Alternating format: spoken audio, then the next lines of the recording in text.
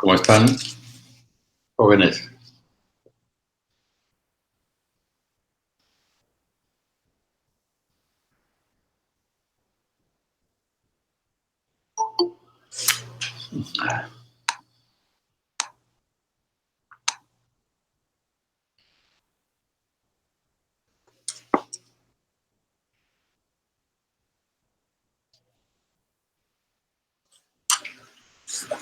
Buenos días.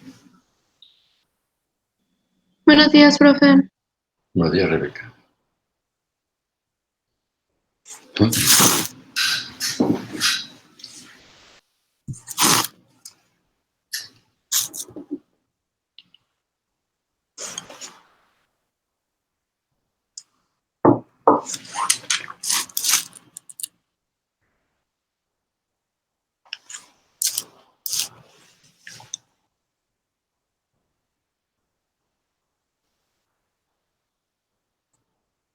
Vamos a esperar un momentito, ¿no? Que se incorporen.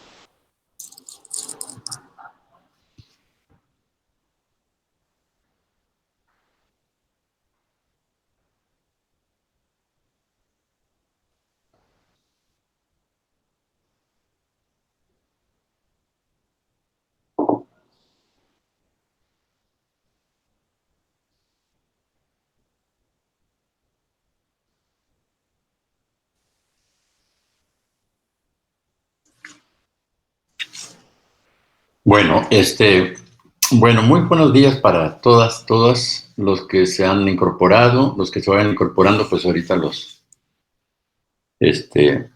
ya tomarán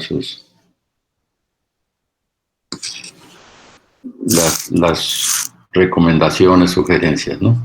Muy bien. No hemos subido documentos porque estamos analizando los elementos que vamos a proponerles para este mes de marzo, desde el punto de vista del programa, pues de la materia.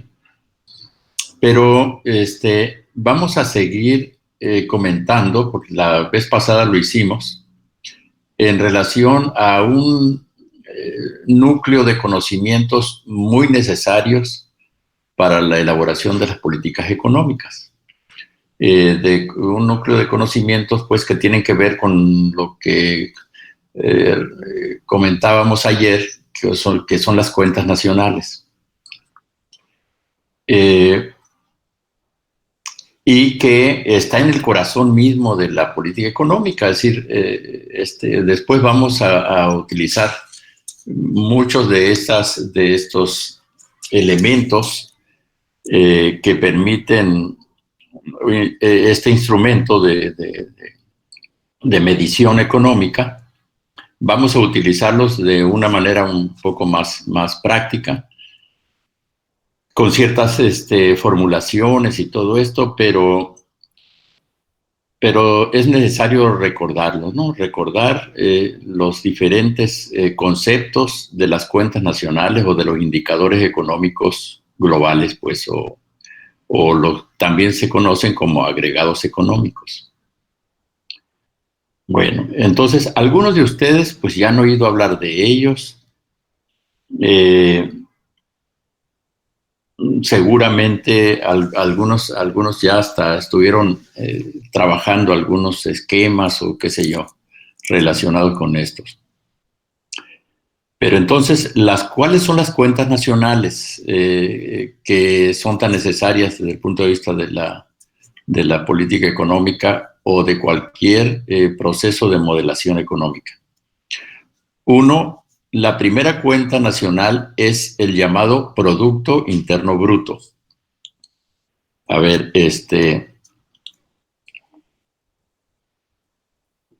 Producto Interno, más que Producto Interno Bruto, perdón, Producto Nacional Bruto, así se conoce, PNB, Producto Nacional Bruto.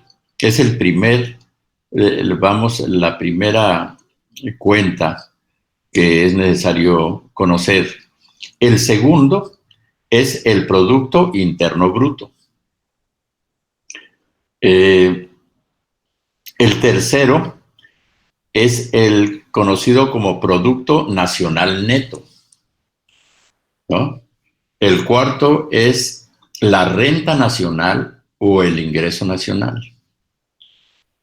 El quinto es la renta personal, así nada más, en general, renta personal. Y el sexto es lo que se conoce como renta personal disponible. Esos son 6, grandes conceptos de agregados económicos, que son, que al mismo tiempo pues constituyen lo que se conoce o se denomina cuentas nacionales. Ahora bien, antes de abordar esto, cada uno, la definición mínima o elemental básica de cada uno de estos grandes agregados, es necesario también que repasemos los sectores de la actividad económica, que como todos sabemos, los sectores de la actividad económica es el 1, el 2 y el 3. En el 1, por supuesto que están todas las actividades primarias, así se le conoce, actividades primarias o agropecuarias, agrícolas y pecuarias, ¿no? Y entonces, si las enumeramos, en el sector 1 siempre de la actividad económica va a estar comprendida la agricultura, la explotación de bosques, que es la silvicultura, la ganadería, la extracción minera o la minería.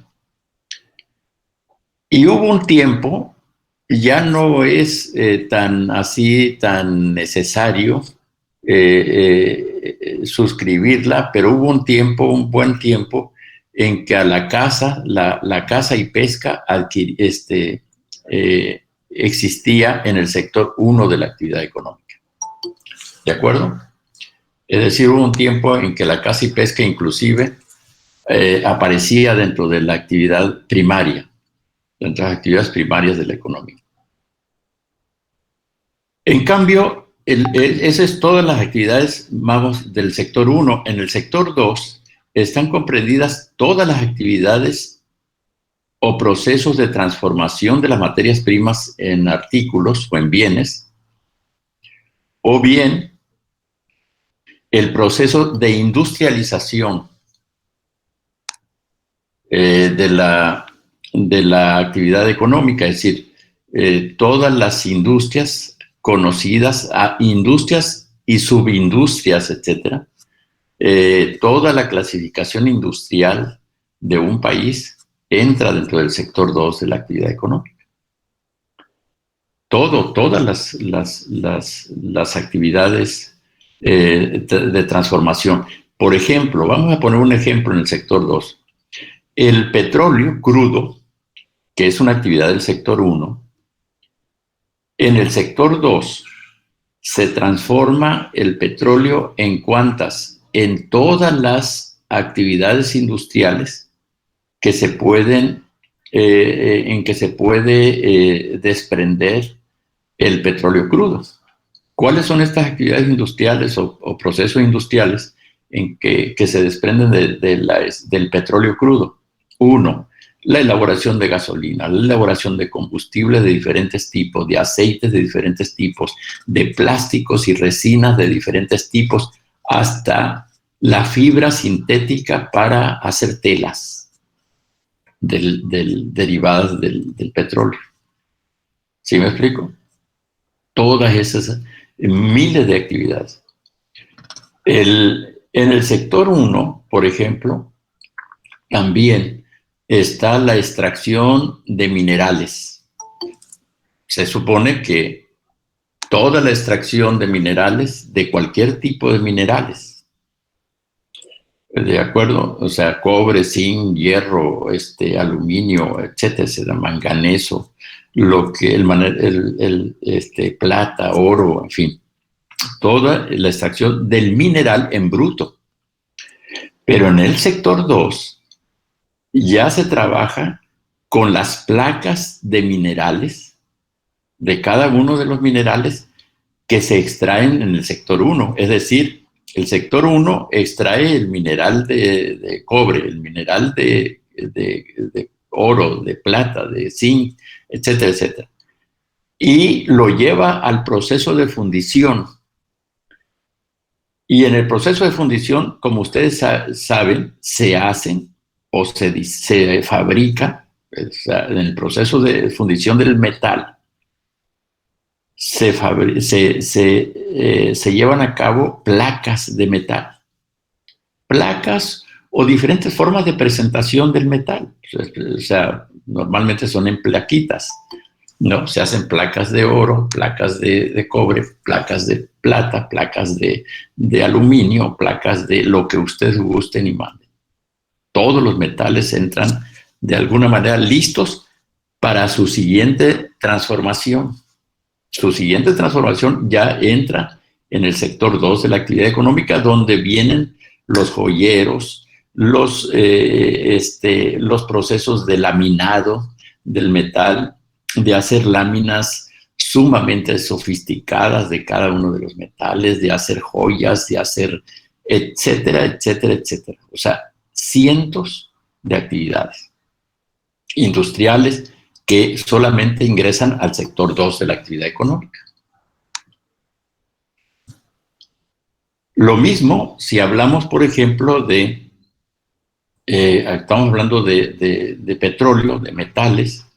Lo mismo si hablamos del algodón, ¿verdad? La elaboración la producción de algodón, como ustedes saben, se lleva a cabo ¿en dónde? En el sector 1. Ahí se produce el algodón. Se corta la planta de algodón cuando ya está el algodón suficientemente crecido, etcétera, blanco, etcétera.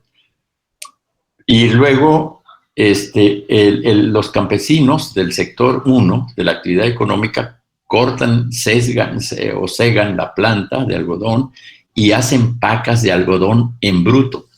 Es decir, depura la cabeza del algodón, de la planta donde produjo el algodón, se hacen pacas de algodón, pues, que pueden ser de 100 kilogramos, de 50 kilogramos, qué sé yo, del pesaje que el agricultor o los productores de algodón le estén dando. Normalmente son de 100 kilogramos.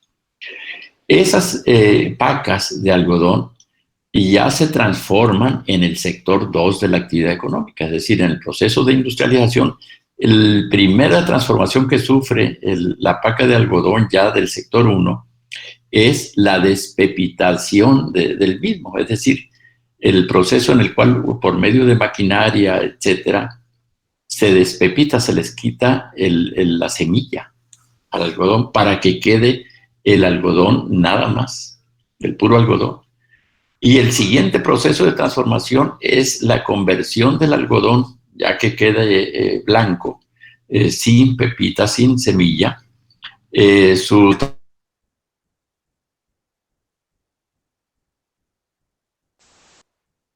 No, es decir, y ahí va hasta que quede el producto final, pues hasta que se elabore el producto final. Que puede ser camisa, puede ser blusa, puede ser lo que ustedes gusten y manden, ¿no? Etcétera. Entonces, toda la fabricación, todo ese proceso entra dentro o se lleva a cabo en el sector 2 de la actividad económica, que es el proceso de industrialización, de transformación de todas las materias primas en productos útiles para la vida económica de los individuos, las familias, pero también otras empresas, etcétera, etcétera, o otras actividades, ¿no? Del hombre. Ok, eso es lo que respecta al sector 2 de la actividad económica. Y en tanto que en el sector 3 de la actividad económica, ¿qué es lo que se lleva a cabo? ¿Cuáles actividades se desarrollan? Se desarrolla el comercio, el turismo, el transporte, la cultura o las actividades de cultura, espectáculos,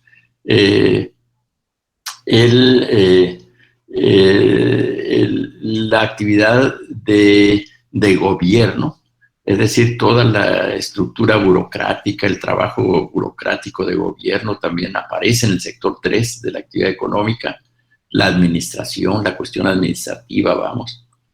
Y por último, la multitud de servicios que se prestan en una sociedad. Fíjense bien. Entonces, resumiendo, en el sector 1 de la actividad económica están todas las actividades agrícolas y pecuarias.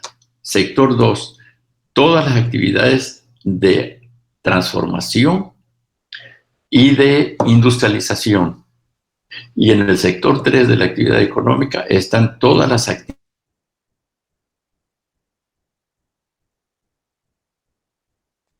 deporte, cultura, gobierno, servicios de todos los tipos de servicios que ustedes imaginen. Servicios dentales, servicios de salud, servicios educativos, servicios financieros, servicios de transporte, servicios, etcétera, etcétera. Todos los servicios, el comercio y el transporte, etcétera, etcétera, entran en el sector 3 de la actividad económica. Son los 3 sectores básicos de toda economía. Y aunque existen, por ejemplo, algunos economistas o algunos especialistas que hablan de un cuarto sector, que es el sector muy especializado en el arte de la administración, por ejemplo, de las grandes firmas o de lo que se conoce también como capital humano, capital intelectual. Miren, en realidad las actividades básicas de la actividad económica siguen siendo 3. Siguen siendo estas que hemos comentado. Y las otras, con todo y lo interesante o importante que pudieran ser, pues quedan comprendidas en algunos de los elementos que configuran las 3 actividades básicas de la actividad económica, ¿no? Por ejemplo, el management o la administración, pues es parte del sector 3, fundamentalmente de la actividad económica, es decir, está comprendido en el sector 3. Si ustedes le ponen, por más interesante que sea, decir, bueno, es que el capital intelectual es algo sumamente relevante para el desarrollo económico, etcétera, de un país o de una economía. Pues sí, lo es, sin lugar a dudas, pero de alguna manera lo comprende el sector 3. Lo comprende al incorporar todo el asunto administrativo, toda la actividad administrativa, la burocracia, pues, por ejemplo. La burocracia, recuerden ustedes, porque esto a veces se olvida.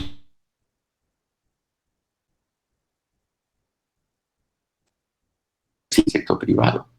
La burocracia del sector privado, pues es todo el aparato administrativo. O sea, ninguna empresa puede prescindir de administración.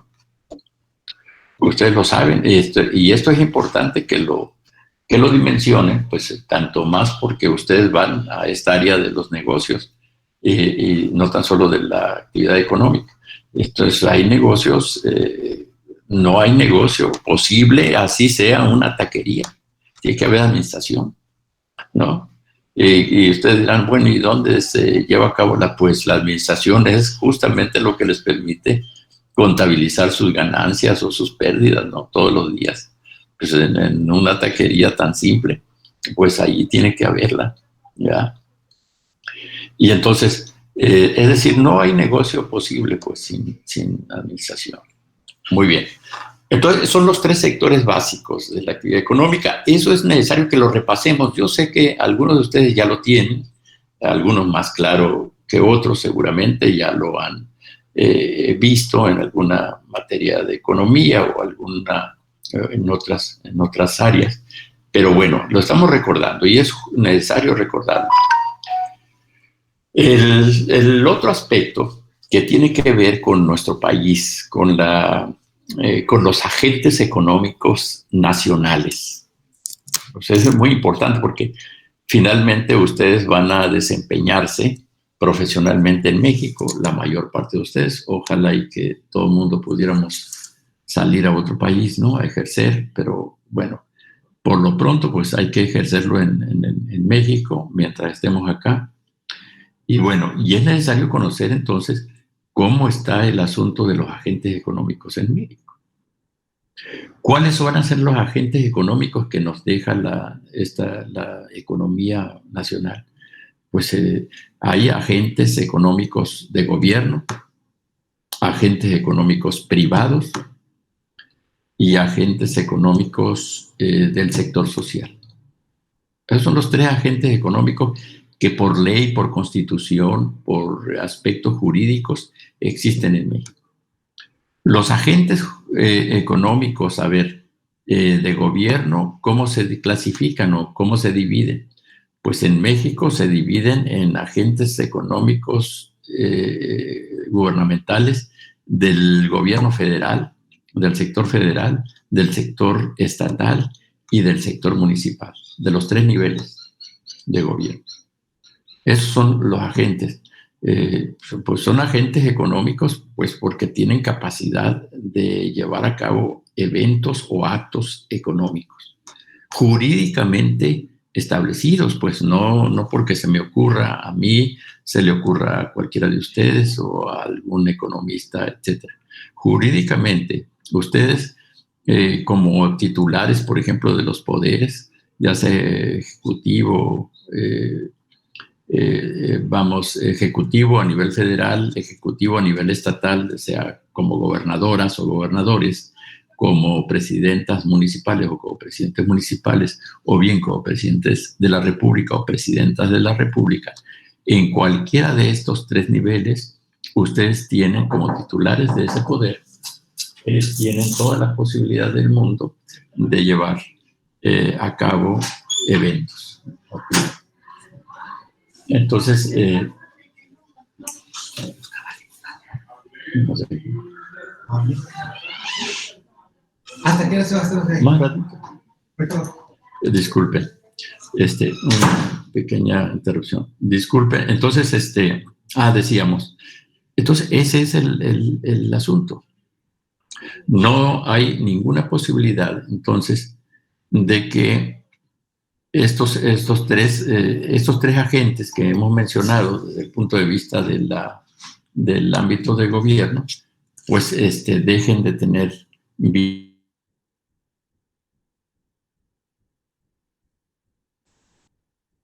entonces el presidente de la República tiene como titular de ese poder, pues tiene capacidad de endeudar a la economía pues a través, claro está, de procedimientos de tipo legal, de endeudar, pero también de pagar deudas, también de contraer nuevos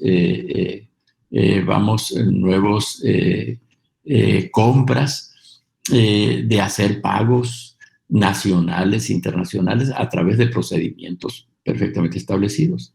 Ese es el como titular del Poder Ejecutivo. El gobernador o la gobernadora de un estado pues tiene exactamente los mismos en el nivel estatal. Tiene los mismos compromisos que el titular del Poder Ejecutivo Federal a nivel del estado que representa.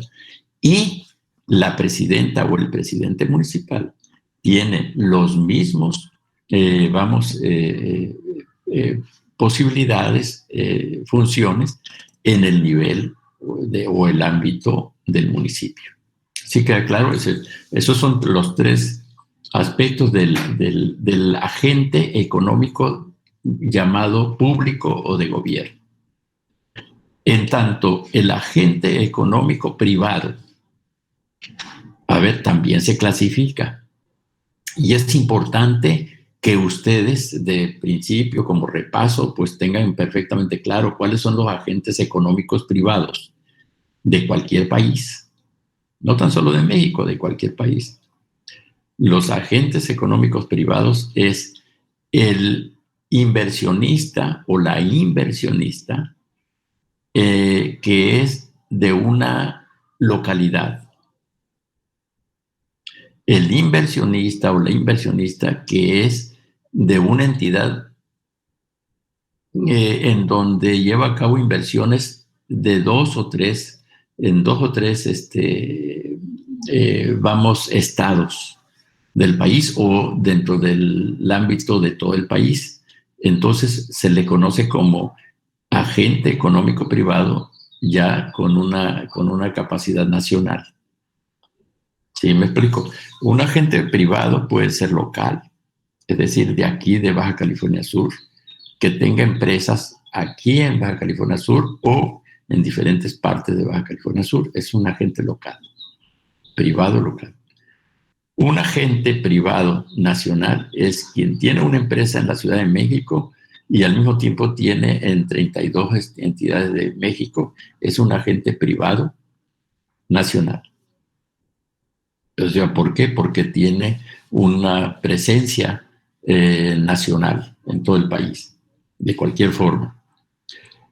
Y tercero, el tercer agente es el agente privado extranjero, que se nacionalizó en México, que tiene una residencia en México, etcétera, etcétera, etcétera.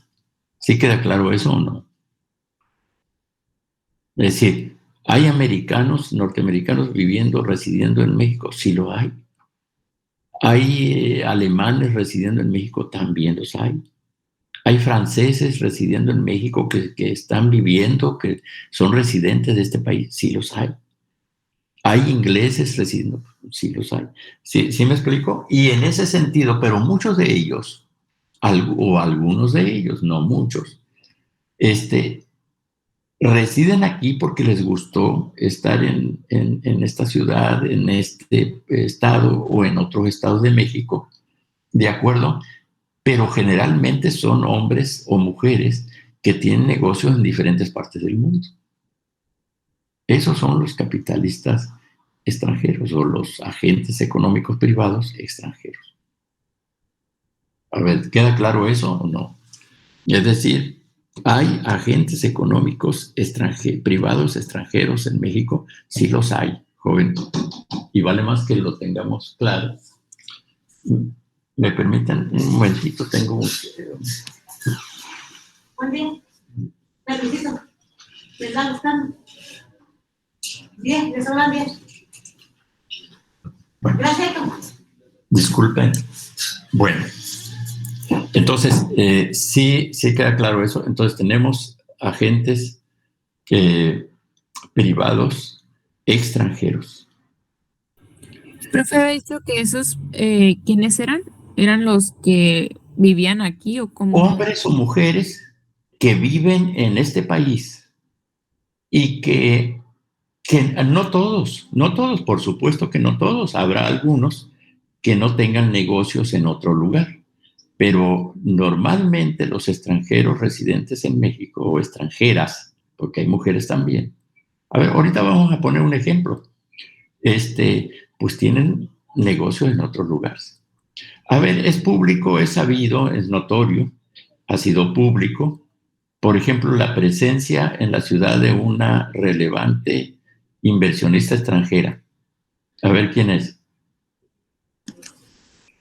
¿Quién me dice? La ciudad de La Paz se distingue no tan solo por muchas cosas, se distingue también por albergar o tener en esta ciudad como residente a una extranjera. ¿Quién es? A ver, Martín. Creo que es la dueña de Walmart. Es la famosa Cristina Walton, ¿no? Christie o Cristina Walton, como quieran.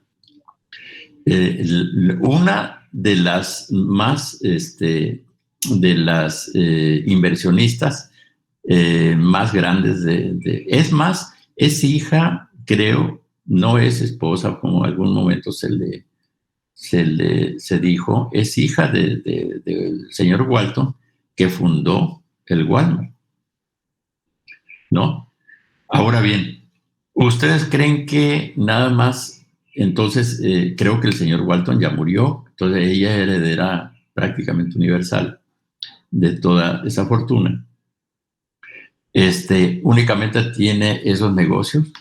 Pues claro que no. Seguramente hay en Estados Unidos, en otras partes del mundo, pues tiene multitud de negocios, ¿no? Ok, pero bueno, ese es un caso, un ejemplo de lo que estamos hablando. Es decir, hay inversionistas con esa capacidad en México. En Guadalajara ha sido público, en la Ciudad de México hay colonias, etcétera, donde viven extranjeros. A ver qué colonias de la Ciudad de México, quién sabe, donde viven muchos extranjeros. ¿Quién es de por allá? ¿Algún compañero o compañera? La colonia, la famosa colonia Polanco, ¿no? La Polanco, que está pues allá pegada a Chapultepec, al bosque de Chapultepec. Esa es una colonia fundamentalmente de extranjeros en la Ciudad de México.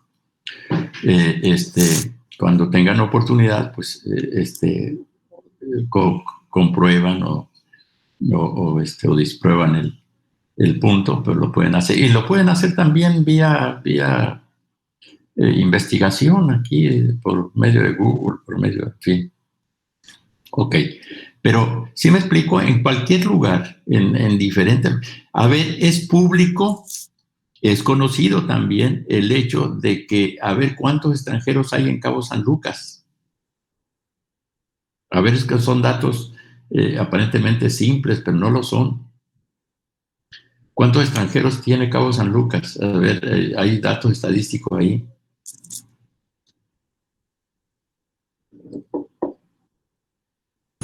¿Pero como viviendo ahí o cómo? Radicando ahí, residentes de Cabo San Lucas, ¿eh? No se puede saber con exactitud porque hay muchos fideicomisos que pues los extranjeros aprovechan para poder vivir ahí. Entonces no se puede tener un dato como tal. Bueno, debe de saber, Edgar, que INEGI debe de manejar ese dato, ¿eh? Y Gobernación, vamos a suponer, a usted no tan solo como estudioso de una licenciatura, tiene que tener acceso a esa información.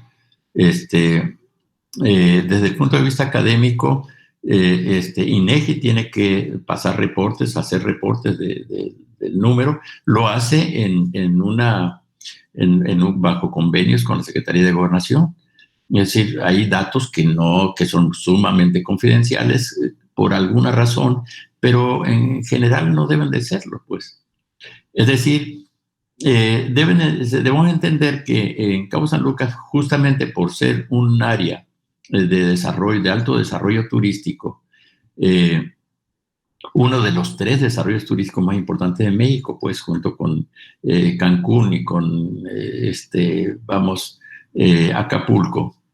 Entonces, pues lógicamente que muchos, y al ser un concurrente de inversión extranjera, pues muchos extranjeros se quedan a vivir allí. Es decir, no es que se queden a vivir, es que los grandes inversionistas traen normalmente al gerente general o director general extranjero y por ahí se queda a vivir. Y a su vez, se trae 2 o 3 especialistas con él que se quedan a vivir y se han venido incorporando. Y deben de saber también, porque es necesario y es más, no tan solo saber, sino lo pueden ustedes de alguna manera corroborar. En Cabo San Lucas existen propiedades inmobiliarias arriba de $80 millones. Eso también hay que tenerlo claro. ¿Sí? No crean ustedes que las propiedades inmobiliarias son, pequeñas casitas, ¿no? No estamos hablando de hoteles, estamos hablando de casas con ese valor. Es más, hay casas, hay varias, yo creo, arriba de 100 millones. ¿Ya? Entonces, para que tengan ustedes idea de cómo, si lo hay aquí, tengan la certeza de que Acapulco, de que Cancún o Quintana Roo, pues hay otro tanto, ¿no? Hay otro tanto. Y que seguramente en casi toda la frontera de nuestro país también los hay. Eso, a ver, ¿quién no sabe, por ejemplo, viniendo de Tijuana, que muchos de ustedes seguramente han tenido esa oportunidad, de Tijuana hacia Ensenada, no hay una franja enorme de magníficas residencias a un lado del Pacífico? ¿De quién creen ustedes que son? Algunas son nacionales, pero no todas, porque cuando en México no teníamos una capacidad los nacionales de hacer grandes residencias, esas estaban desde 1930, 40, de 1950, ya las había. ¿Sí me explico? Es decir, tengan claro todo esto, digo, porque luego pues hay un poco de desconocimiento.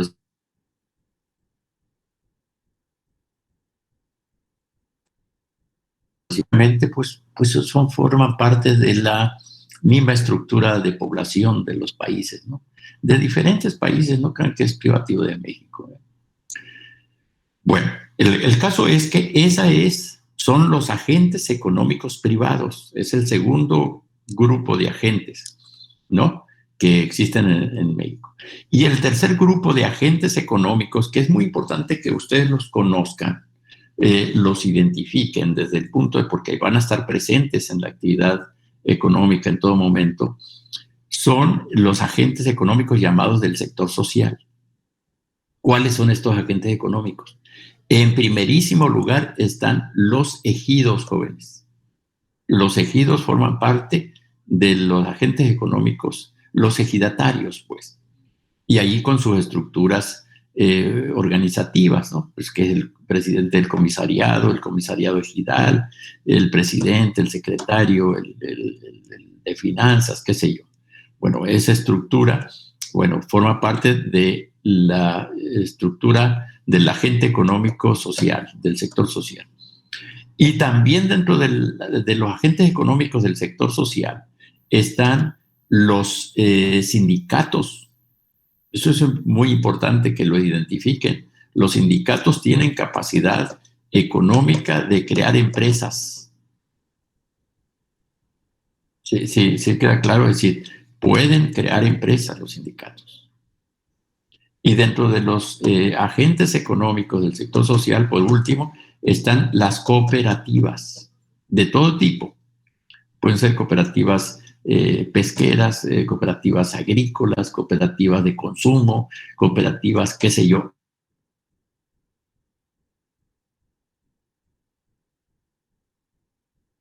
Los agentes, ¿no? Por supuesto, dentro de estos agentes económicos, pues también está el agente económico de alguna manera ya como de una manera supeditada al sector, dentro del sector privado, por los agentes económicos externos o que se dedican al comercio exterior, ¿no? Los grandes exportadores o importadores, ¿no? Que normalmente son personas morales más que físicas. No hay individuos, aunque pues lógicamente esas personas morales o esas empresas exportadoras o importadoras, siempre va a estar detrás de ellas pues uno o dos o tres o 10 individuos, ¿no? Es decir, siempre va a estar alguna figura relevante desde el punto de vista del ámbito de la exportación, pero son empresas, grandes empresas exportadoras o importadoras. Se ha dicho, a ver, que en materia, y esto es importante que lo tengamos claro, porque aquí es, no obstante que es un aspecto económico relevante, a veces nosotros perdemos la proporción cuando hablamos económicamente de las grandes comercializadoras o los grandes centros comerciales que existen hoy en las economías modernas, incluyendo, pues, por supuesto, la de México. A ver, yo nada más le preguntaría, a ver, ¿quién me responde? Cuando ustedes entran a un centro comercial, cualquiera que sea su nombre, su denominación, en realidad, ¿a qué tipo de establecimiento están entrando? A ver, ¿quién me responde?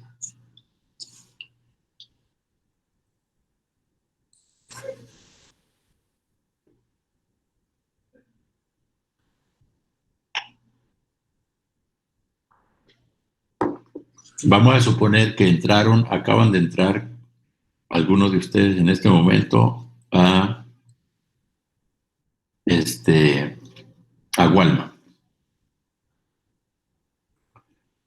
Entraron a Walmart y ¿qué es? ¿A dónde entraron realmente?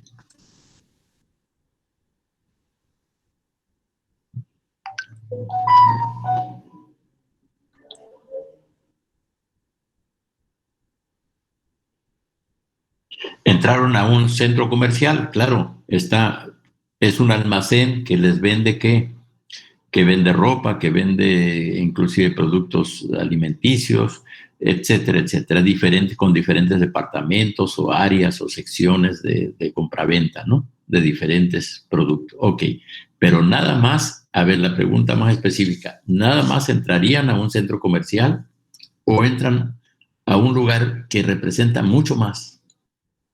¿Y qué será lo que representa?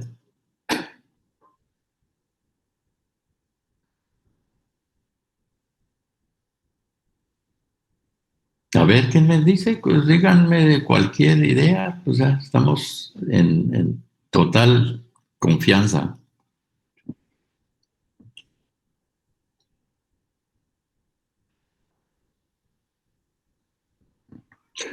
A ver, entonces permítanme exponerles.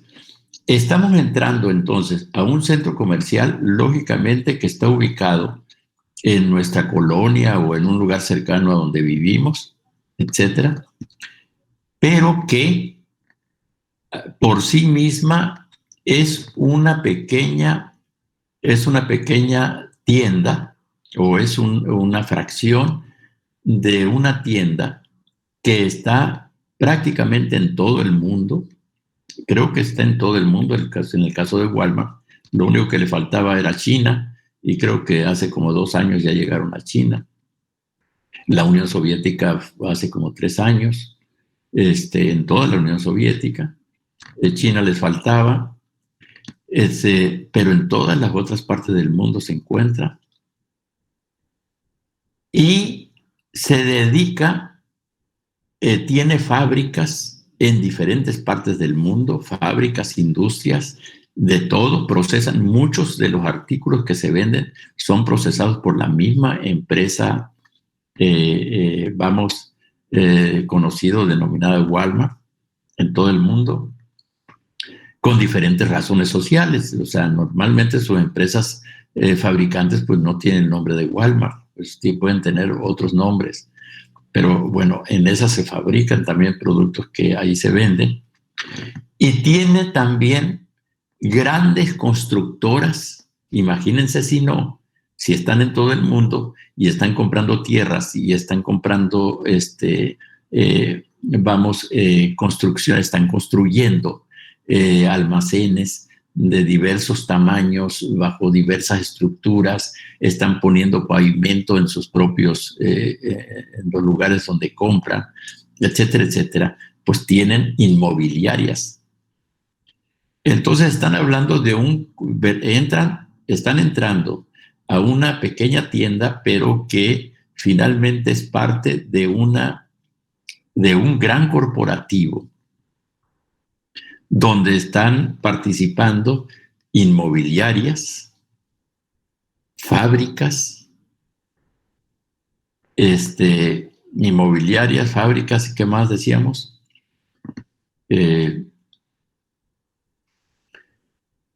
Y por supuesto, bancos. Porque cualquier empresa comercial de ese tamaño, de esa dimensión, necesariamente tiene un financiamiento atrás. Y generalmente siempre ya tiene uno o dos bancos, no que la respalden, sino que ella es propietaria de uno o dos bancos. O más, ¿no? No necesariamente una. Y no quiere decir que sea la propietaria absoluta, puede ser tenedora de grandes acciones en ese sistema bancario. Si no, en algunos casos yo creo que es dueña absoluta, ¿no? Entonces están entrando entonces a un corporativo que maneja cuando menos 3 o 4 grandes firmas a su vez. Sí, porque lógicamente que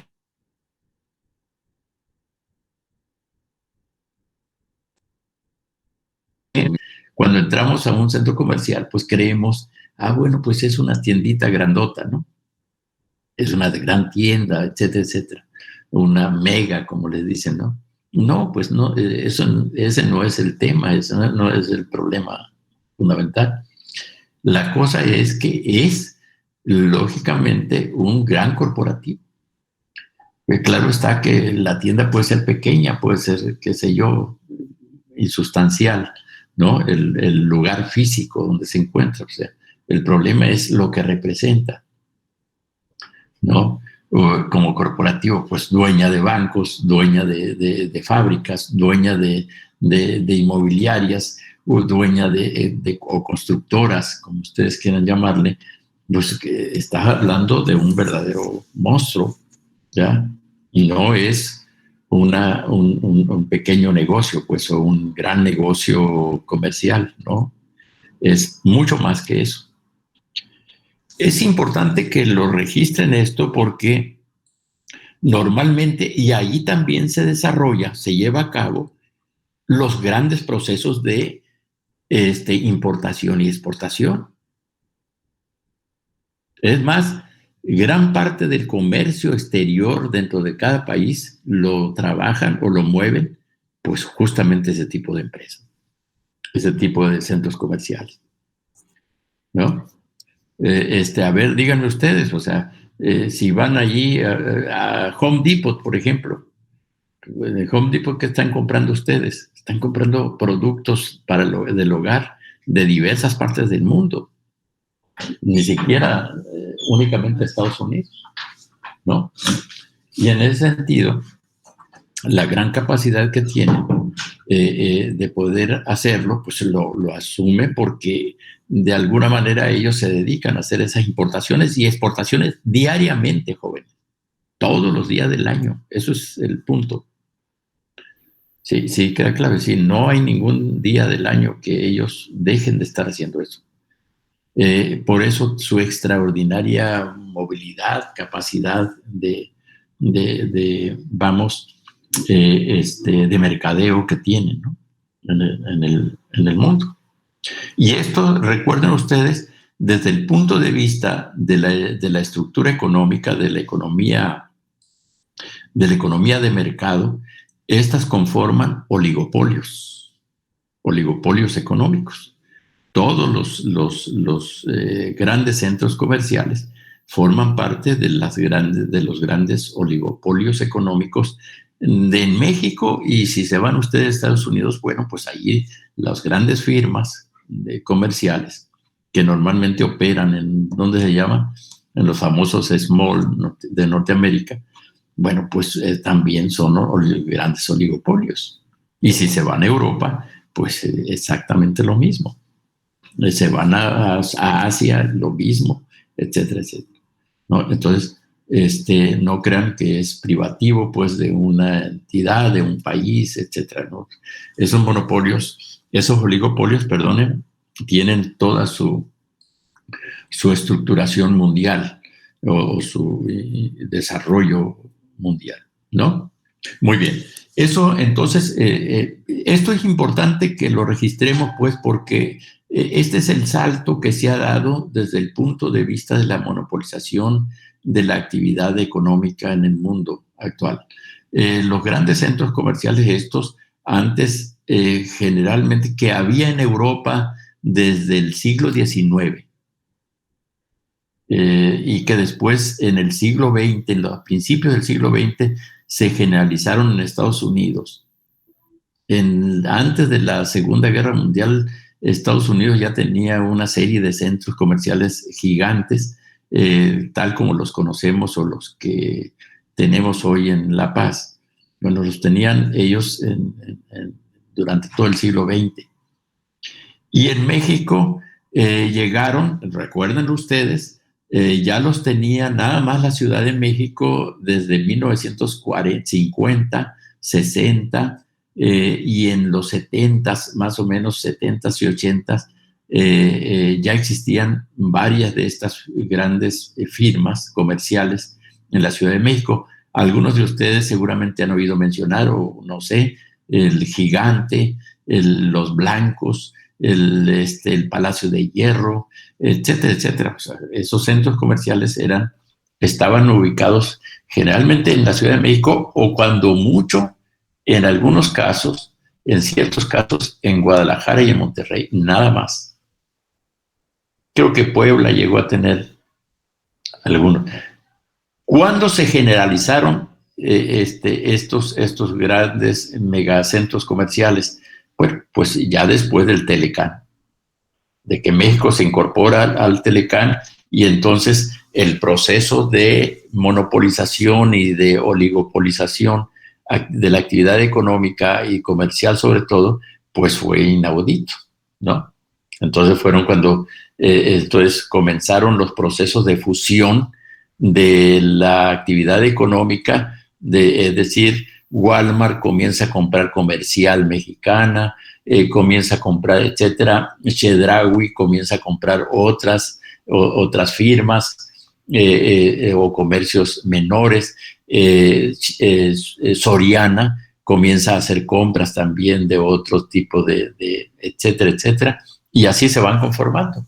El grupo Ley, por ejemplo, que surgió acá en Sinaloa, que aparentemente ustedes dicen, bueno, pues y el grupo Coppel, por ejemplo, otro centro comercial sinaloense, bueno, pues hoy ya se extendieron a todo el país, y muchos de ellos ya están pensando, si no es que ya emigraron a América Latina, para que vean ustedes el proceso de crecimiento de los centros comerciales, ¿no? Y esto es importantísimo que lo registren, pues, porque es parte de los grandes cambios y transformaciones de la economía en la época actual, ¿no? Bueno, y pues justamente aquí sí quiero ser enfático con ustedes en el sentido de que es necesario que se investigue, por favor. No se lo voy a poner como tarea de Classroom, sino de manera directa. Me investigan, por favor, las 100 empresas más importantes de México y que tengan presencia en otras partes del mundo. ¿Sí me explico? Esto ahorita les voy a decir por qué es necesario que hagan ustedes esta investigación. La van a encontrar en todo, en Google, van a encontrar, perdón. Sí, Martín. Profe, ¿se dijo las 10 empresas más importantes de México? 100 ¿100? empresas. Sí, por favor. Ok. Es decir, siempre es decir, algunas, fíjense bien, te lo dejo de tarea porque muchos de ustedes, cuando yo dejo esta tarea, muchos de ustedes me ponen empresas norteamericanas, grandes empresas norteamericanas que están en México. No, estamos hablando de empresas mexicanas, que tienen presencia en diferentes partes del mundo. No todas las 100 van a tener presencia. De las 100 quizás van a tener presencia 12, 10, a lo mejor 8. ¿Sí me explico? No todas. Algunas son grandes empresas o empresas muy respetables de México, pero nada más existen en México. ¿Sí me explico? Algunas sí son grandes empresas en México y grandes empresas en otras partes del mundo.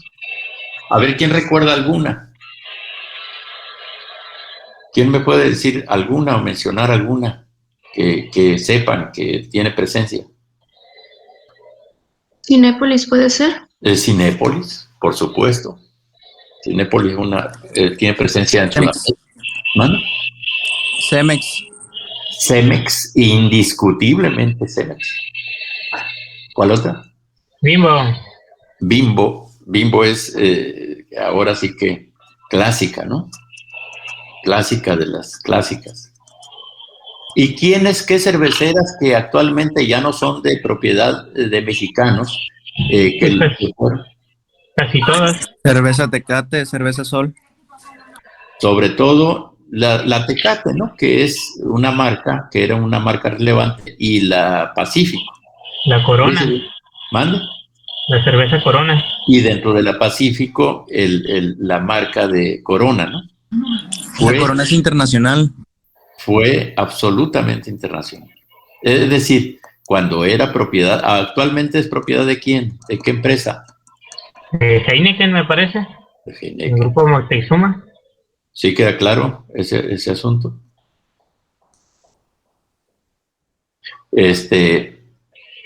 ¿Por qué les dejo esta tarea? A ver, ¿cuál es la razón? Perdón, Martín. No dije nada, disculpe.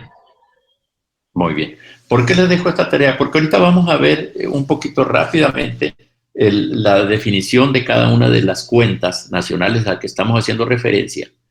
Y es necesario que vayan conociendo ustedes ese asunto, ese bloque de empresas que en México tienen presencia en el extranjero, ¿verdad? Porque es necesario para identificar la presencia de México, ahora sí, como se decía en un anuncio por ahí, ¿qué tanta presencia tiene México en el mundo?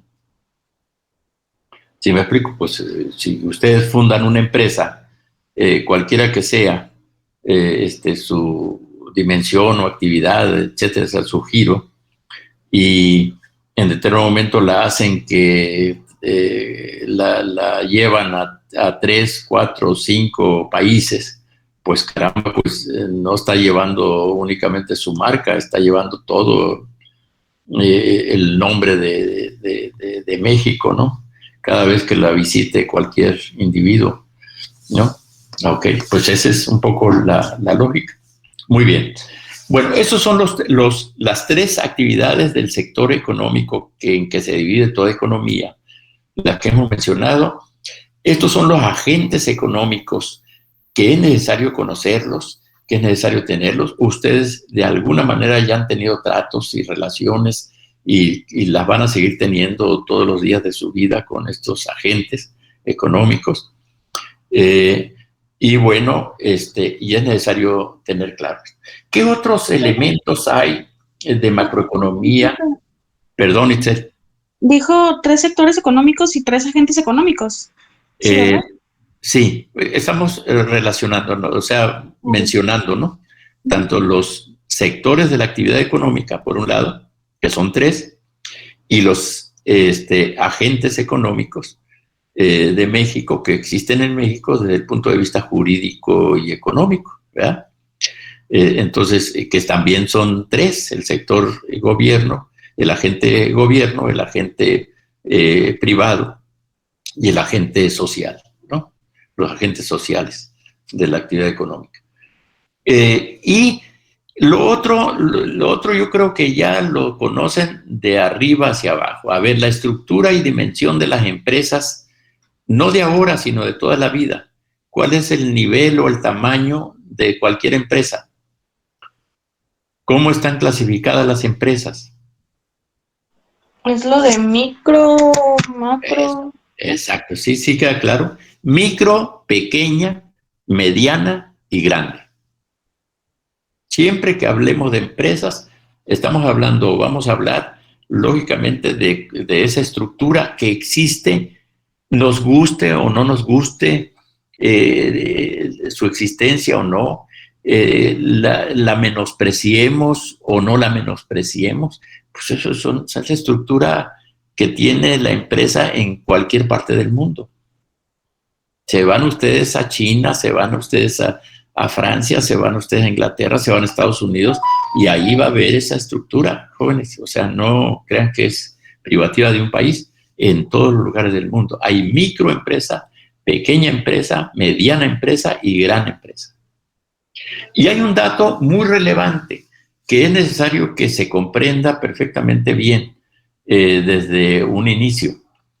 La micro, pequeña y mediana empresa son las que generan entre estas tres segmentos empresariales o sectores en que se clasifica la empresa. Son las que generan casi todo el empleo, el 80-90% del empleo de cualquier país. No tan solo de México, de cualquier país. Esto es increíblemente así, que por más que ustedes no den crédito, pues esto es una increíble verdad. Es una realidad. La micro, pequeña y mediana empresa genera el 80-90% casi del empleo de todo el país. Y claro está, aquí no lo vamos a hacer en este momento, pero la Secretaría de Economía de México y otros organismos, creo que INEGI mismo, tiene perfectamente delineado cuáles son las condiciones para cada uno de estos segmentos en que se clasifica la empresa. Una microempresa, es diferente la microempresa en el sector 1, en el sector 2 y en el sector 3. O sea, tiene sus bemoles, ¿no? No crean que una microempresa es lo mismo para cualquiera de estos tres sectores de la actividad. No tiene el mismo comportamiento. En el sector 1 puede que una microempresa la conforme una persona o dos en el sector 1, pero en el sector 2 una microempresa a lo mejor está conformada hasta por 5 miembros, y en el sector 3 a lo mejor por 1 nada más, o por, qué sé yo, por más. ¿Sí me explico? Eso también obsérvenlo. O sea, hay diferencias.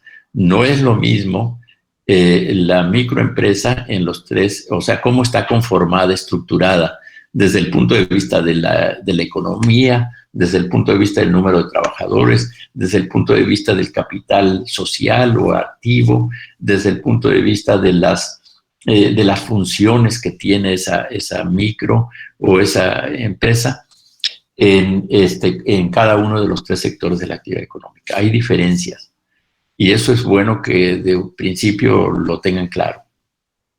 No es lo mismo formar una microempresa pues en el sector 1, en el sector 2 o en el sector 3, ¿no? Tiene sus especificidades.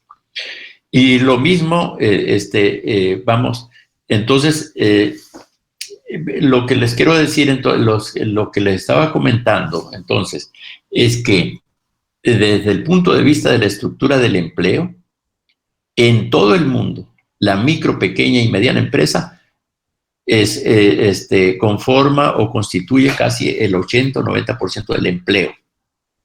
En tanto que la gran empresa prácticamente contribuye, obviamente, al empleo, pero no en la misma medida, en la misma proporción que la micro, pequeña y mediana. Sin embargo, al momento de obtener las ganancias, ¿quién creen ustedes que se queda con casi el 80-90% de las ganancias?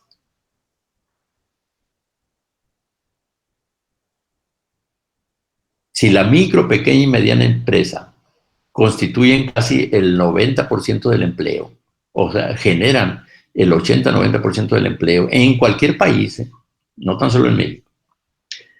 Pero al momento de distribuirse las ganancias, ¿quién creen ustedes que se queda casi con el 80-90% de las ganancias? Las grandes empresas. La gran corporación. ¿Y por qué se imagina que es así? Pues porque mueven más mercancía. Porque mueven más mercancía. Puede ser una. ¿Qué más? Porque ya tienen tratos pactados con Hacienda. Porque tienen pactos o unas relaciones directas con los recursos hacendarios, pero bueno, ustedes, vamos a suponer, aunque fuera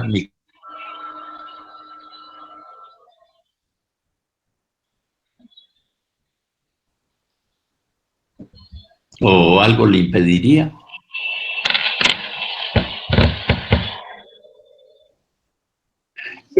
Pero más que nada, lo que ustedes tienen que tener claro es aquí lo siguiente. Sucede con las grandes, con las empresas jóvenes, lo que sucede con los individuos y con los países. A ver, un gran corporativo, una corporación mundial o multinacional, las llamadas multinacionales, por ejemplo, ¿por qué tienen tanto peso en materia a nivel de la economía en cualquier lugar donde llegan y se implantan o trabajan? ¿Por qué tienen tanto peso? Porque están en todo el mundo, primera cuestión. Están en todo el mundo y eso les da una perspectiva absoluta y totalmente global del mundo. ¿Sí me explico? Imagínense ustedes cualquier multinacional que llega aquí a La Paz. Imagínense que ustedes son invitados a trabajar en esa multinacional como directores o directoras. A ver,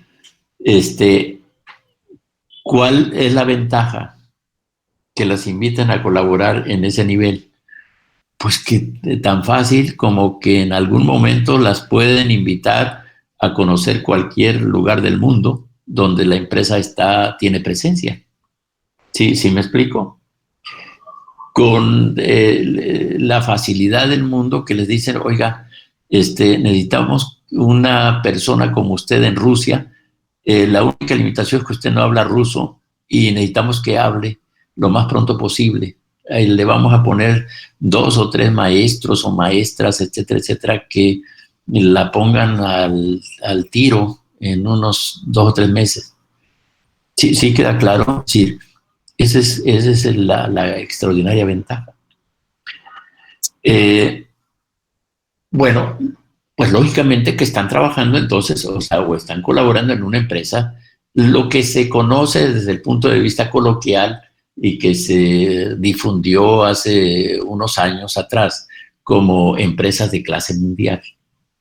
Pues ese es el tipo de empresas de clase mundial, porque tienen una presencia en todo el mundo. Pero ese no es el dato, inclusive eso no es lo más importante de por qué tienen tanta presencia, por qué se quedan con las ganancias de las economías. Se quedan con las ganancias porque tienen patentes y marcas registradas en todo el mundo, jóvenes, de productos. Y porque tienen un desarrollo científico y tecnológico entre ellas mismas, de ellas mismas. Es decir, porque son multinacionales que están trabajando con las mejores universidades del mundo, donde están los grandes científicos que están operando todos los días conocimiento, generando nuevo conocimiento para sus firmas.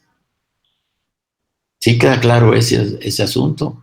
Es decir, lo mejor del pensamiento científico, de la generación de ideas, de la ciencia, están trabajando al servicio de sus corporativos. Así de fácil está el asunto, o de complejo.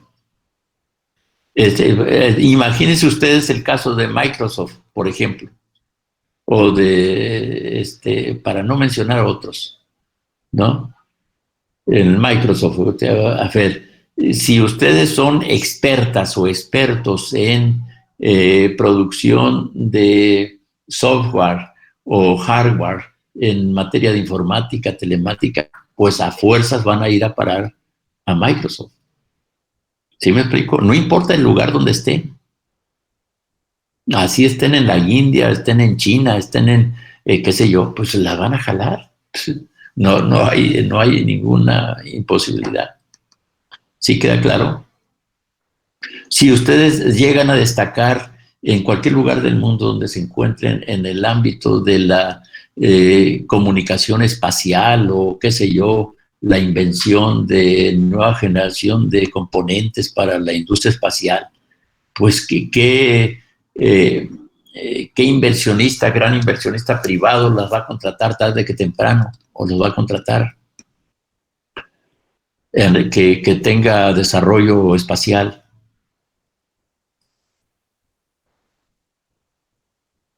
Pues el famoso Elon Musk van a ir a parar a cualquiera, al SpaceX o a cualquier, al Tesla, qué sé yo, al fabricante de Tesla, ¿no?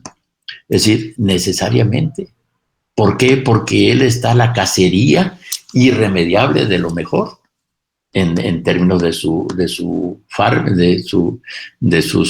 patentes y marcas, ¿no? Y no es un problema de que usted, es que como es una científica mexicana que apenas sabe hablar el español, qué sé yo, es hasta de un grupo étnico. A cualquier inversionista de ese tamaño, lo último que le importa es de dónde seas y cómo seas, ¿no? Sino qué está haciendo, cómo lo está haciendo. Sí queda claro, bueno, porque eso existe también y eso hay que tenerlo claro. La gran corporación moderna está alimentada todos los días por ese ingrediente de la invención y la innovación. Constante, veloz, o sea, sin ninguna piedad, ¿no? Es que fíjate que no voy a innovar porque no voy a hacer invención ahora porque mientras está la pandemia, no. Con pandemia, sin pandemia, salga el sol, no salga el sol, etcétera, etcétera. Ellos están trabajando día y noche. Ese es el mundo de la gran corporación. Pues eso hay que entenderlo. Justamente por ello llegaron a ser la gran empresa. Y bueno, y están en ese lugar porque...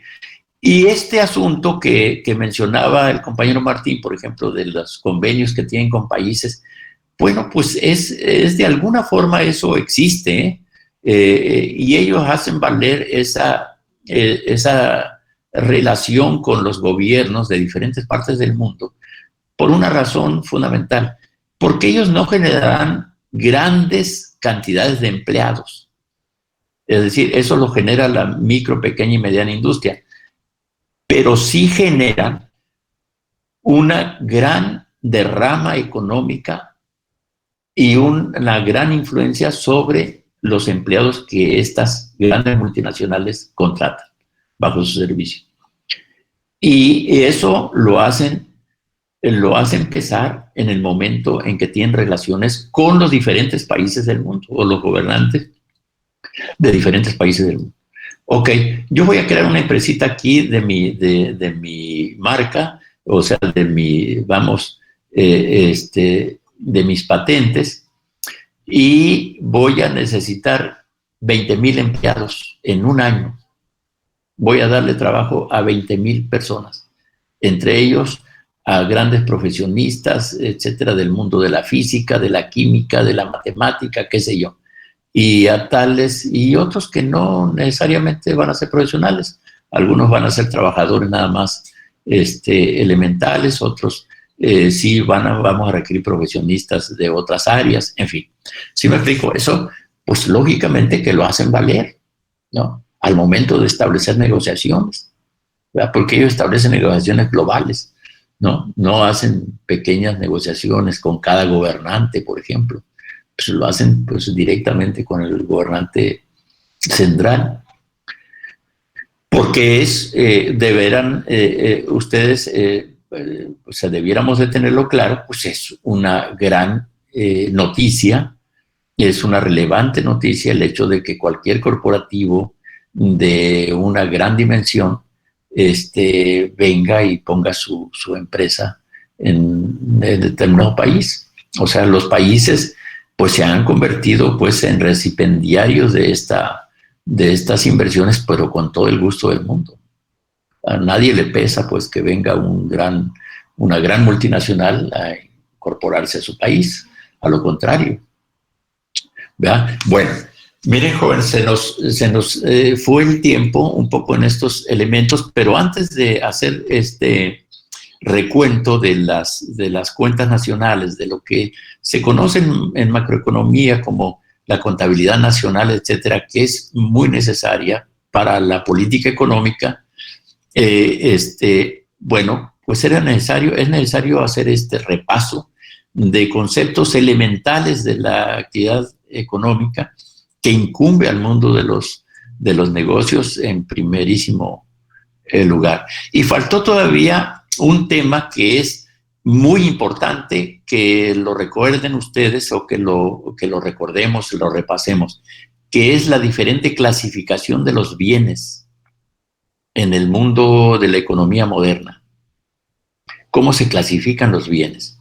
Recuerden ustedes que todo lo que se produce en el sector 2 de la actividad económica, que en la industria, en la fábrica, en la empresa del sector 2, pues son conocidos como bienes.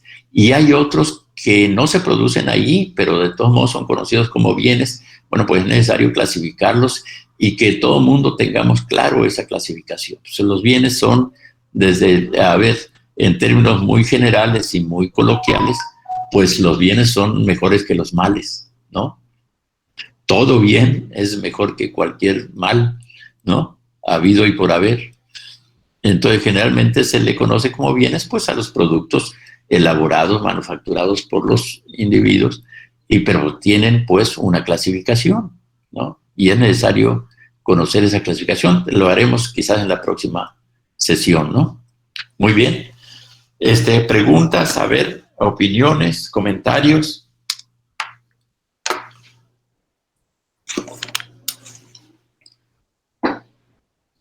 Antes de retirarnos.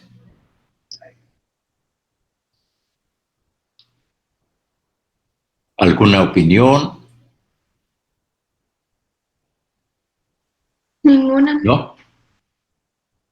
No, muy bien, Rebeca. Bueno, pues hasta aquí lo dejaremos, compañeras y compañeros, que tengan un excelente día, como siempre, y a cuidarse lo mejor que puedan, ¿no? O a seguirse cuidando, mejor dicho. ¿Verdad? Muy bien. ¿Algún elemento, ya sus calificaciones, sus evaluaciones ya les están llegando, ya les llegaron? ¿No han tenido problemas con eso? A mí me pasó, no sé si terminó de calificar la primera tarea, pero a mí no me sale la calificación. Muy bien, yo voy a buscarla, Rebeca, con mucho gusto. ¿Eh? Sí, está bien. Muy bien. Magnífico. Muy bien, y si alguien tiene algún problemita por ahí, me pone una nota, un escrito, etcétera, ¿no? Con mucho gusto la atiendo. Está bien, profe. Muy bien. Pues que tengan un excelente día, ¿eh? Y que les vaya muy bien. Gracias. Hasta Bye. luego. Hasta luego.